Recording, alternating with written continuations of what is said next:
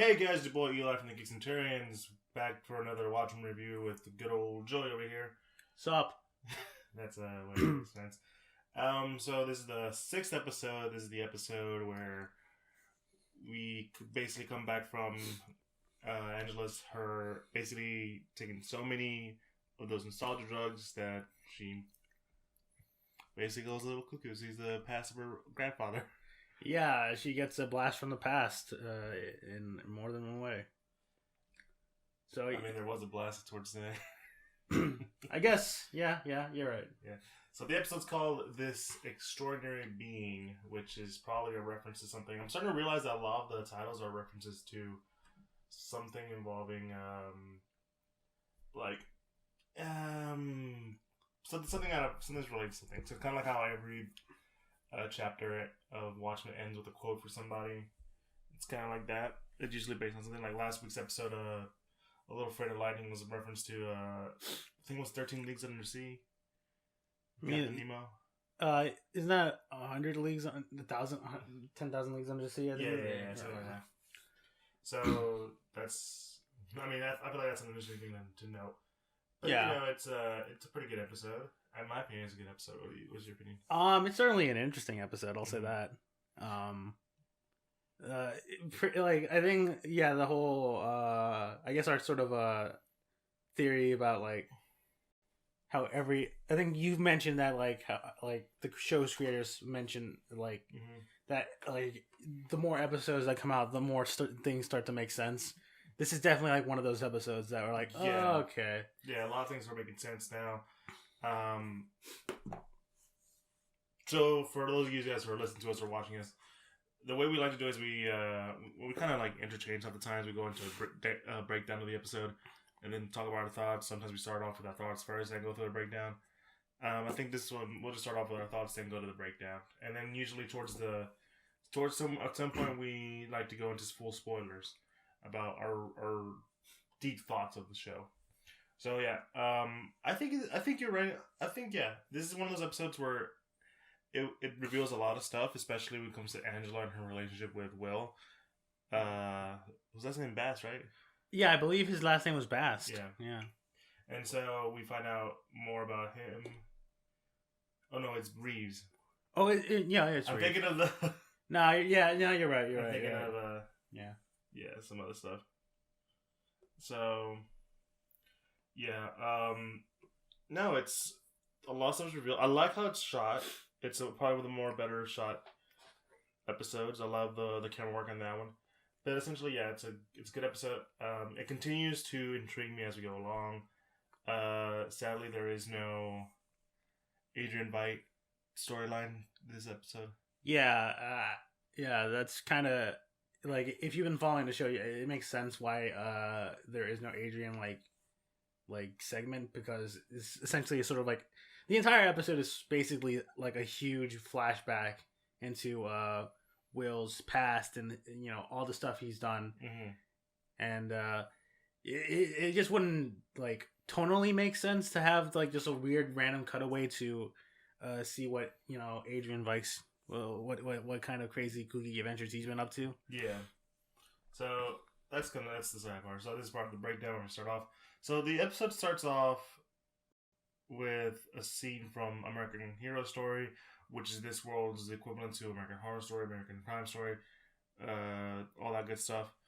Where it starts off with a person who we essentially know as Hooded Justice. Yeah.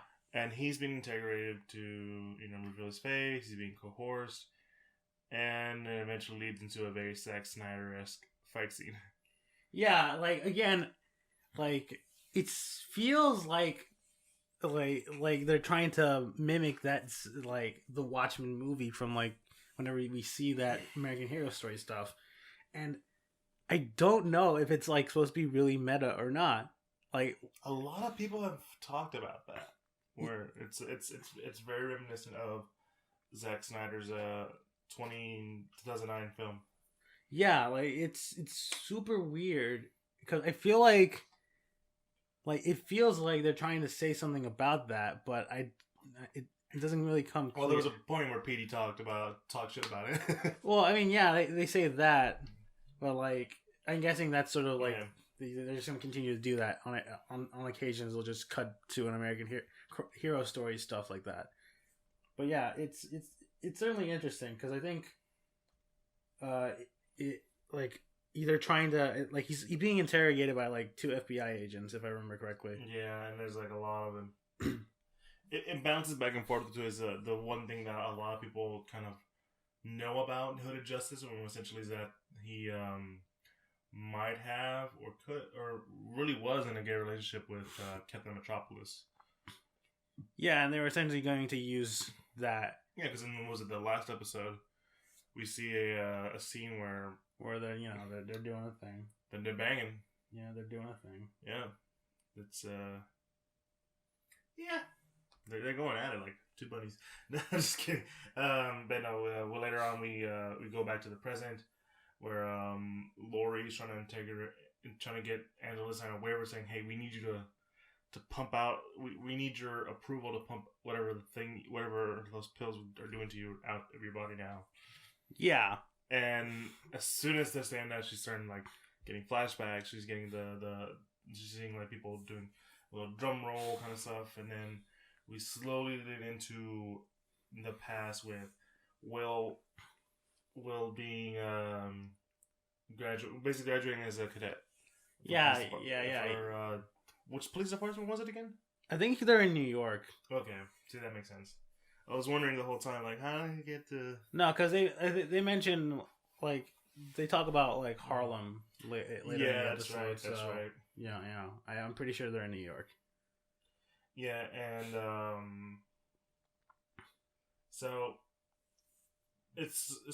they're all, like, saying, thank you for joining us, thank you for being part of the Force, and one thing I didn't notice until my second viewing, he's the only black guy in the whole room.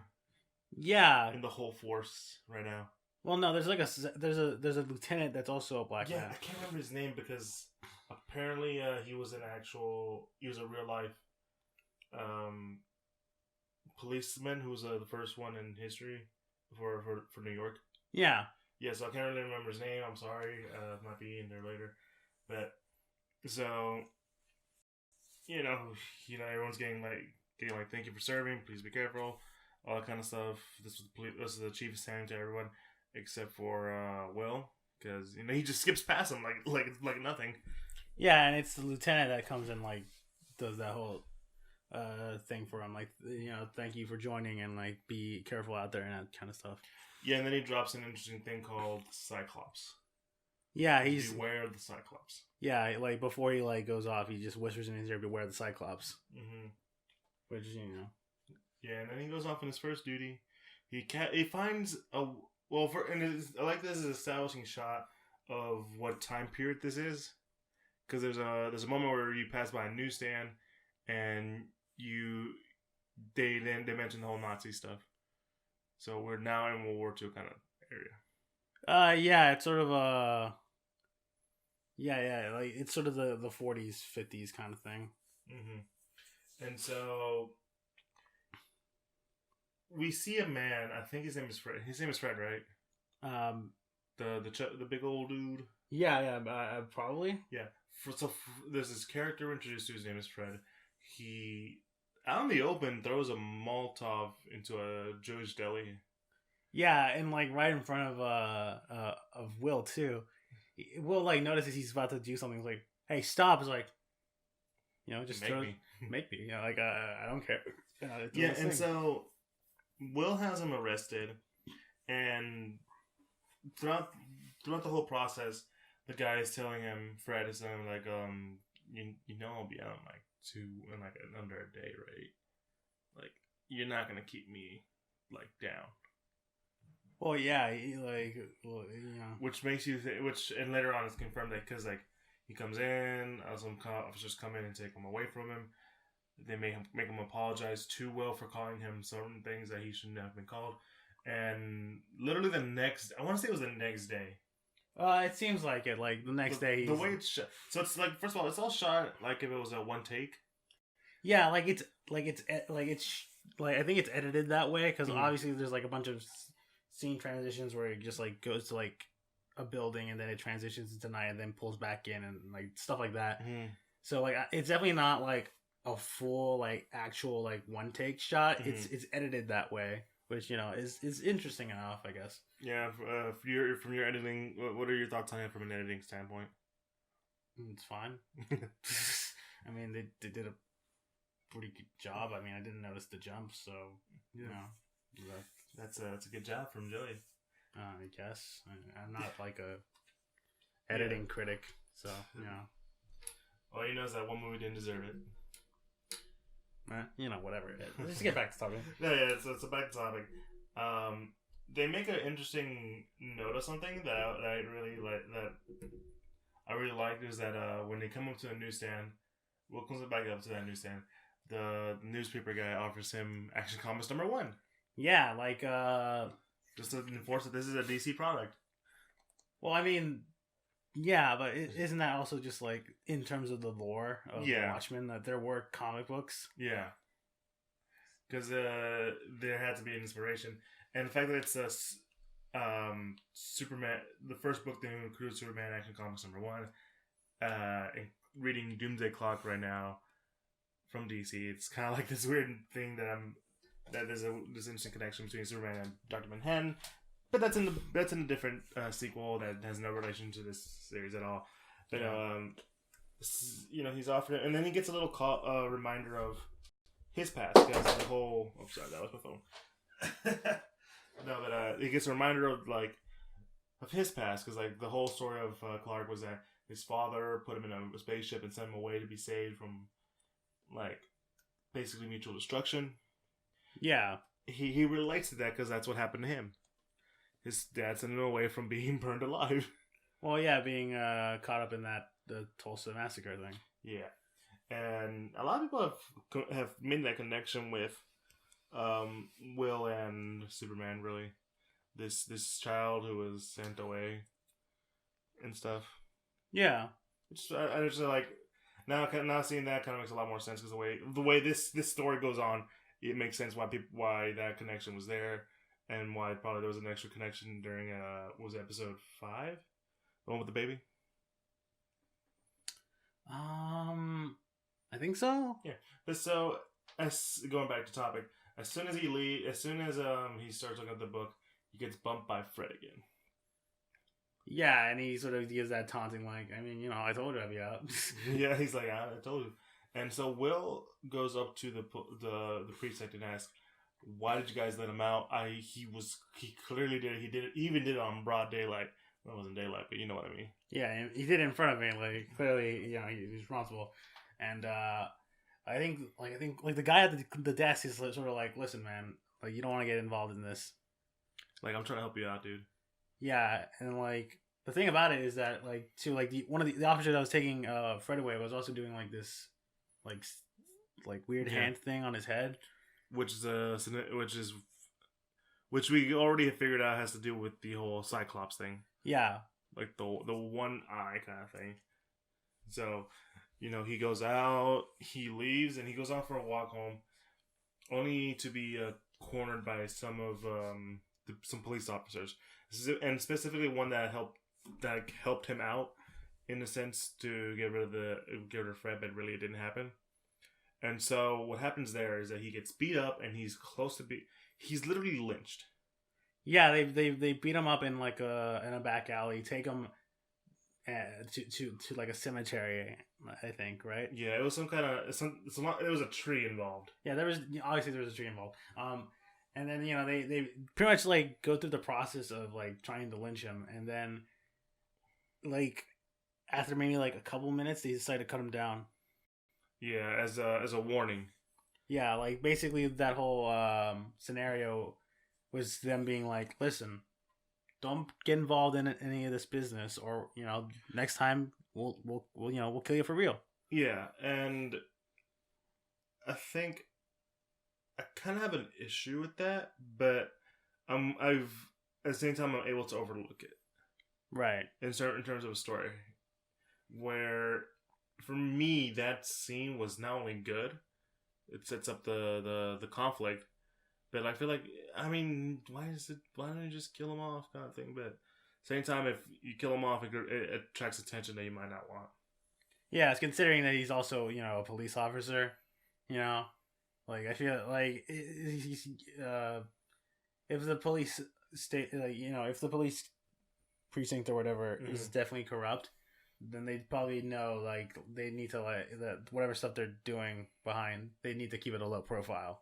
Yeah, no, I agree. So, you know, so randomly killing like a new black officer would be very like, you know, something was up. Yeah, very suspect. Yeah, and like, I mean, it's established that the system is corrupt.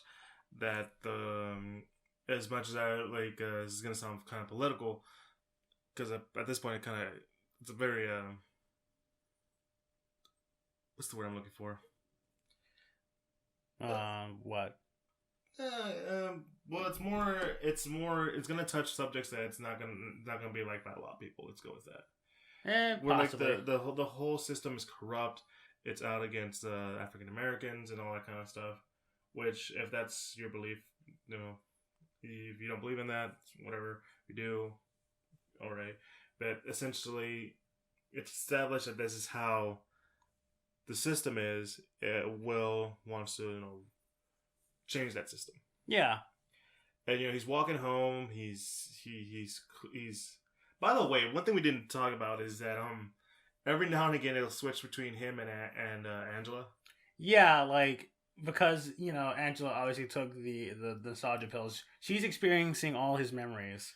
Yeah, and it gets trippy sometimes. Yeah, so on occasions, like, the camera will like pan from Will and then like pan back to him, but it's Angela in where he's at, in his clothes and everything. Yeah, making him look like he was there.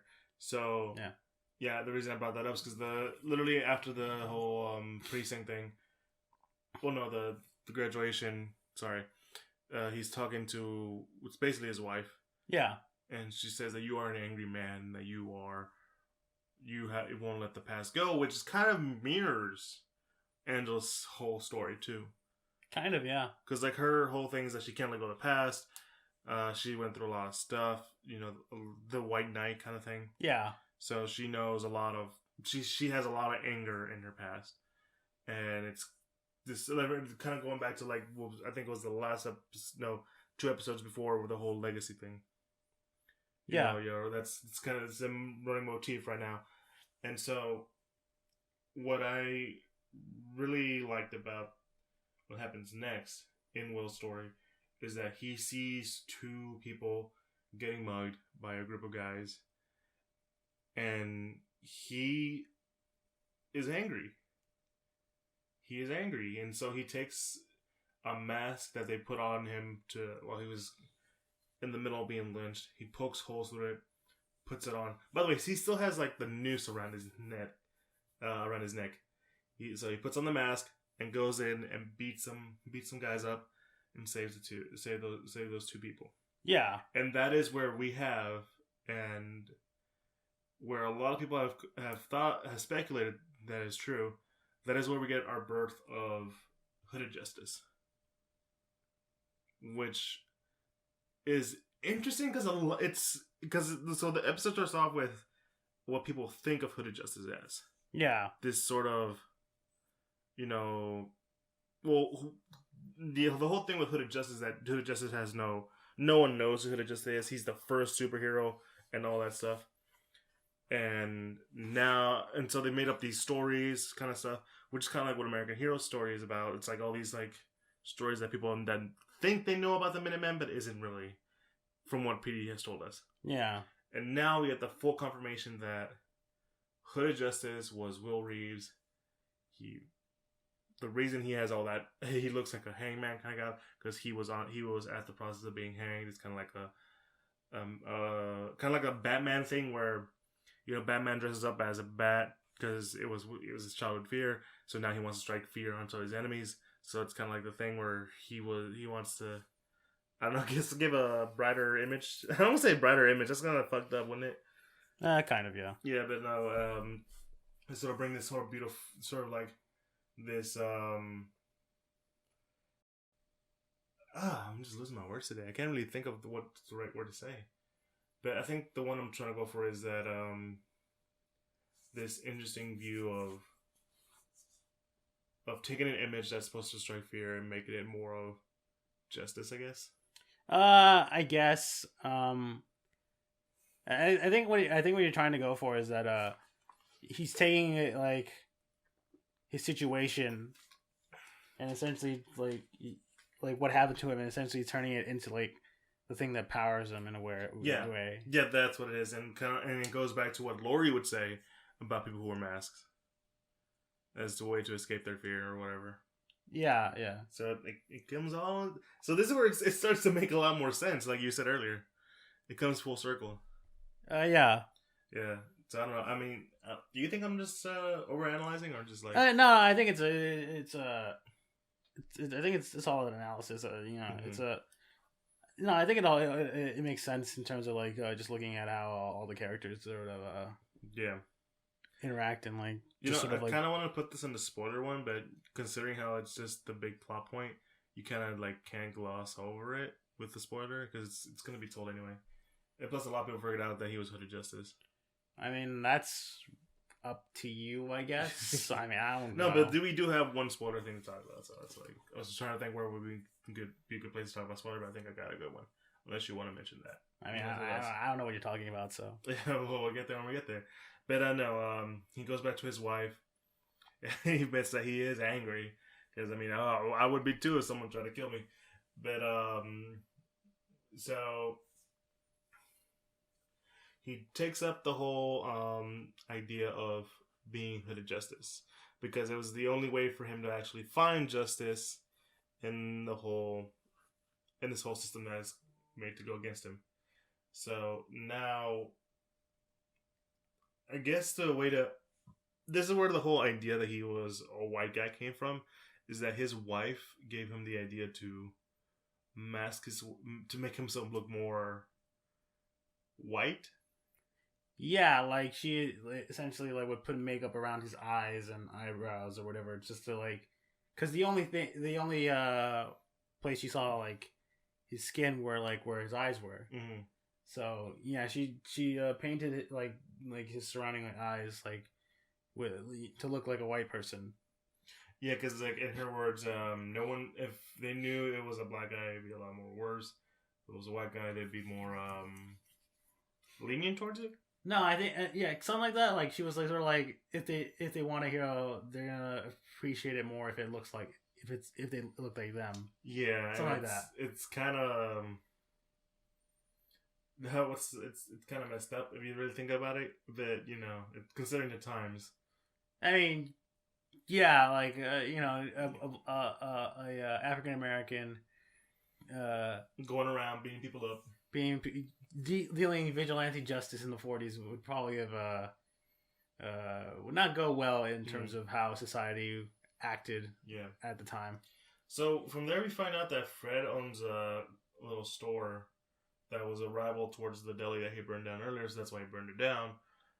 And this is where it is a it's what really happened in that first episode of the American Horror Story, where Hooded Justice breaks into a convenience store to save people from being shut up. Where Will goes in and we find out that there was actually a sort of a KKK ring. Yeah, like the shop was also somewhat of a front for KKK meetings, and Will discovers essentially that they're plotting something. Yeah, and we'll go into that in our spoiler. Yeah, and the whole Cyclops thing, because there's even like little there's circles. Images around everywhere. The one eye thing, and so as we go along, he breaks in, and so he gets into the fight inside the corner store. Everyone sees him. They try to shoot him up, and we go back, and as he breaks through the window, kind of like the complete opposite of what happened in the show. Instead of breaking in, he breaks out. Yeah. And you had a complaint about this. I feel like we should address it too. It's just more like I feel like it's not that big of a complaint. It's more like just I think it's sort of a running theme that I've noticed in the show is just sort of like the CG isn't that great from time to time.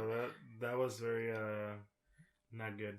Yeah, because they do like this whole CGI slow motion moment with him breaking through the glass, and the thing about it is like obviously like they slow it down, and like it's pretty much a standstill, and then clearly like I guess the model they use for Hooded Justice doesn't look that great, and it's even like more weirder when because it's like remember like it's like the transitioning between Angela and Will back and forth on occasions. Yeah, it's basically the hood. It's the body of Hooded Justice with the eyes of Angela. And yeah, it looks really weird.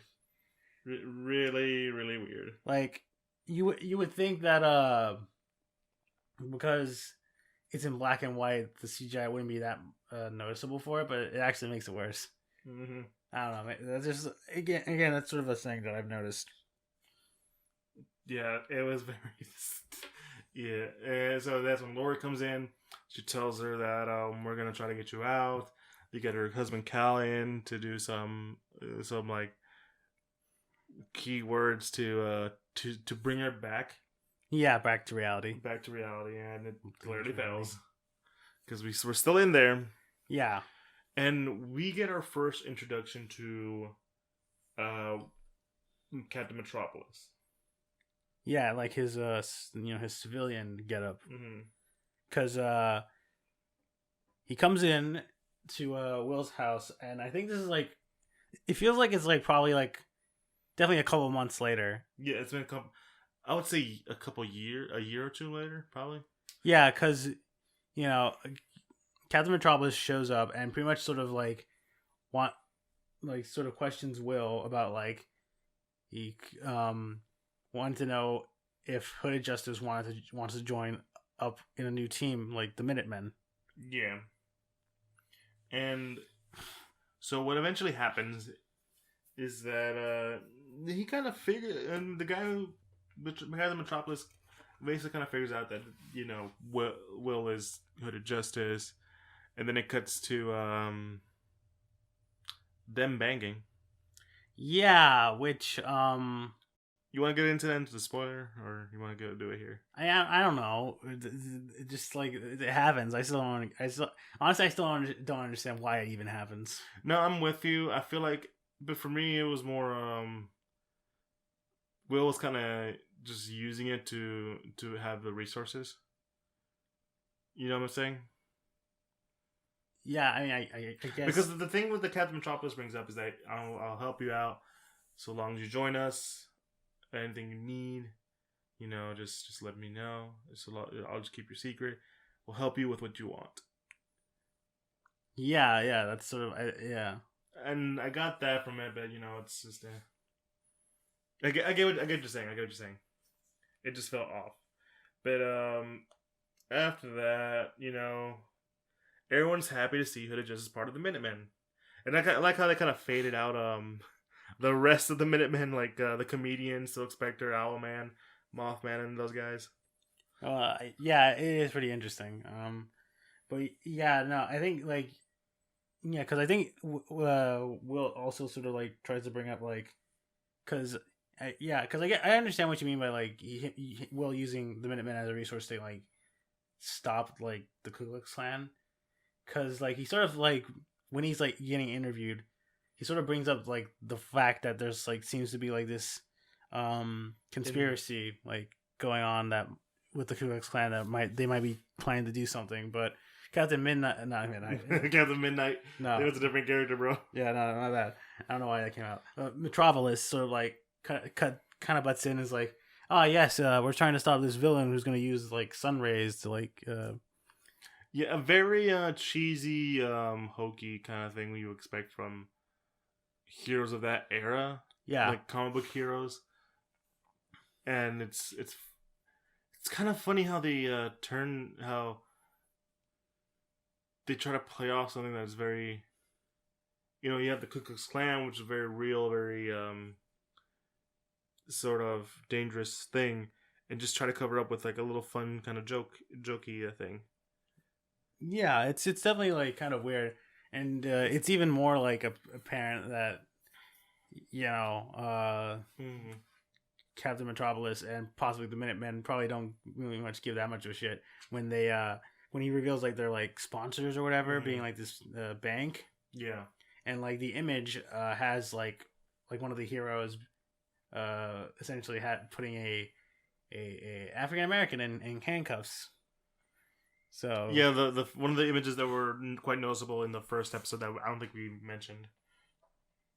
Yeah, it's Dollar Bill, and he was one of the big guys from the Minutemen.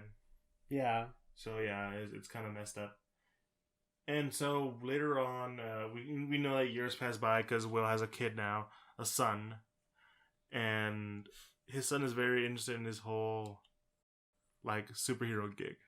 Yeah, like he even watches him like put on the makeup so that he can go out and be Hooded Justice. Yeah, and later on, where Will is asked to help out from an attack that happened in Harlem, where this lady went around and just hurt people. Well, no, it's more like it was like sort of a riot within a theater, and everybody was like trying to hurt each other. Yeah, and so Will finds out that the clan has some sort of responsibilities to it, like they were involved. Yeah, and he tries to get the whole Minutemen in, but Captain Metropolis is like, you're crazy.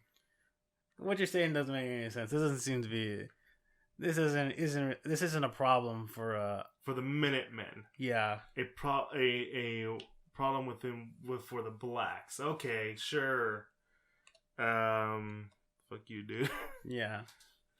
And then we find out that Fred, the guy we've kind of seen around nowadays, has been a part of this whole conspiracy. He doesn't recognize Will, and that's where he messes up because eventually things go way downhill for him way quickly.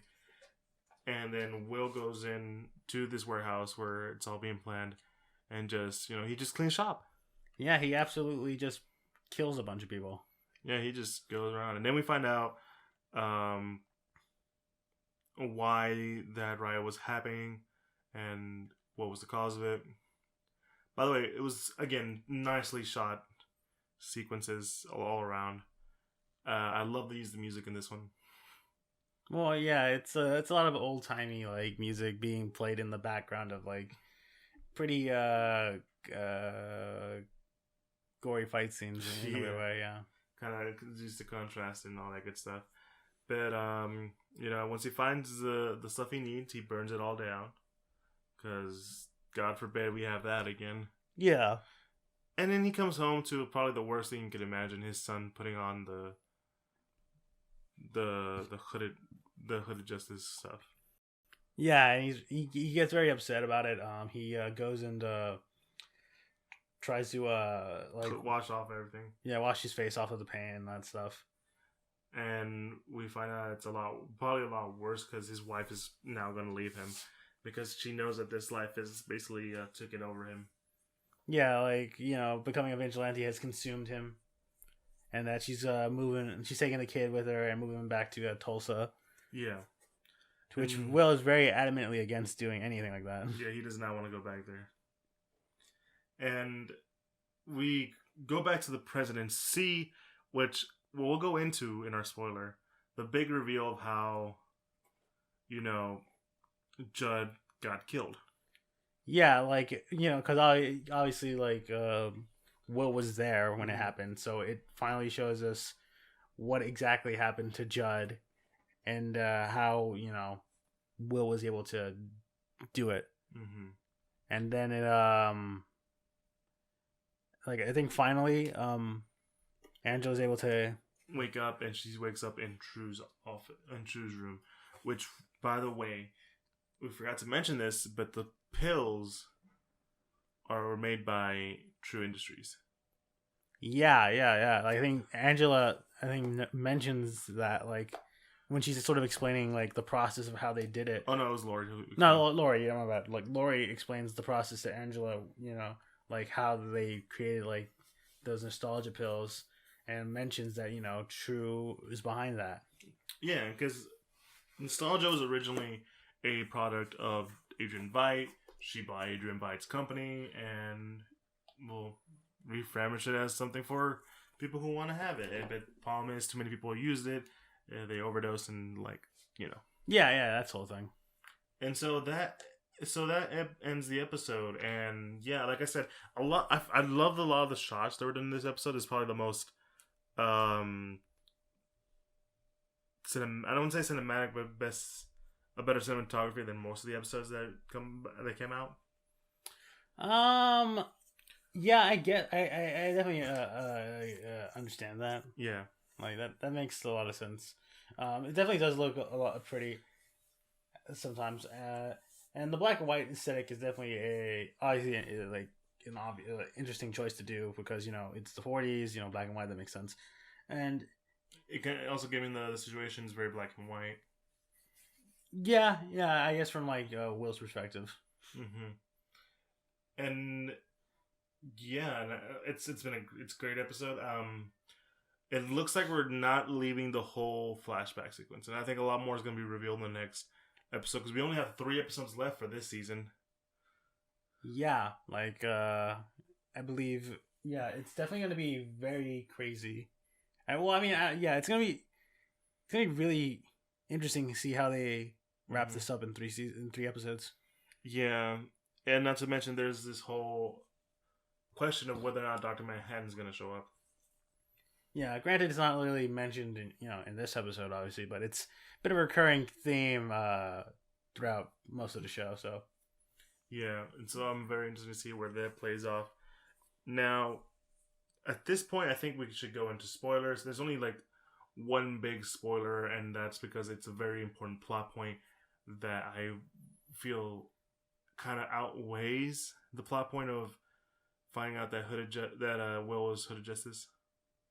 If that's how you want to argue it, then yeah. Well, that's why I'm going to go to the spoiler because I have an argument for it. All right. So, thank you guys for listening to this portion. If you haven't seen the episode, please do, and come back and watch our spoiler part of this review. And, well, yeah. I'm going to give you a couple seconds to do that. Okay, Joey. What Will finds in the hideout in Ted's grocery store was a book about mesmerism. Mesmerism for the masses. Yeah. And so I had to do a little research on this. Mesmerism is an actual theory that it's basically kind of like hypnosis, but a little more towards the thought, where you use sounds and repeated words. So basically subliminal messaging to get people to follow whatever they want you to follow. And we find out that is what the Klan's been up to. That is the reason why there's been a riot in that movie theater, because the projection had subliminal messages where it made people fight one another. Yeah, which is I'm gonna say that right now. I'm pretty sure that's the plot to Kingsman, the first one, right? I haven't seen Kingsman in a long time, so I can't really tell you. No, that's what happens, right? Samuel Jackson uses this high pitch noise maker that makes a bunch of people try to murder each other, and it's happening on their phone or whatever. Point is, back to the thing. Yeah, that's what happens. And when he goes to the warehouse, he pretty much finds all of the tools they were using in order to make that happen. And he uses those tools again on Judd.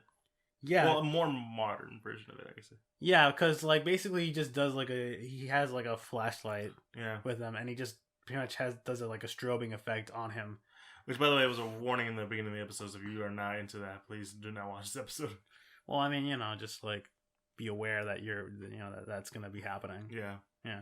But yeah, no, it's he does that. He pretty much orders Judd to wheel him next to the tree, and I think Judd is still kind of under that control, but also still has the ability to talk freely. Because Will starts talking to him, and Judd sort of asking okay, what are you doing? Why are you doing this? Yeah, and he clearly Judd is still possibly involved with the Klan. He Will does the little Cyclops sign, and he even asks him, why do you have a Klan's robe in your room, hidden in your room? Well, and to Judge's response is that it's his legacy. That's his like issue. Yeah, like he said, like it used to belong to his grandfather, and he's like, hey, that's part of my heritage. To which Will responds, "Then why you keep it? Then why do you hide? Then why do you hide it?" And I think Judd sort of makes some mention. I'm not sure if it was during this conversation, but during this portion of the conversation or a bit earlier, but like sort of like, you don't understand. I'm trying to help you people, kind of thing. But yeah, no. Will again uses the strobing flashlight, and pretty much just orders Judd to hang himself, and he does. Oh yeah, he does. Though I will say it's kind of weird how he hanged himself, because I don't see any way for him to like fall down and just. Yeah, it's definitely kind of odd. Like, it doesn't seem like, because I don't remember if there was like a stool or anything there. And there wasn't a stool when he got hanged. Yeah. Okay, so yeah, that's very weird, because obviously it's like he's set up like in a way that like he's going to like jump off something and get hanged, but like it doesn't. We don't see what he's standing on.